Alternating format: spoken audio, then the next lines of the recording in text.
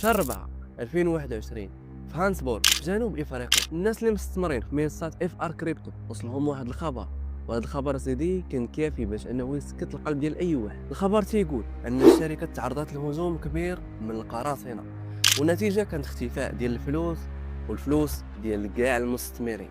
70 ألف بيتكوين تقريبا اللي القيمه ديالها ديك الساعات كانت 4 ديال المليار ديال الدولار.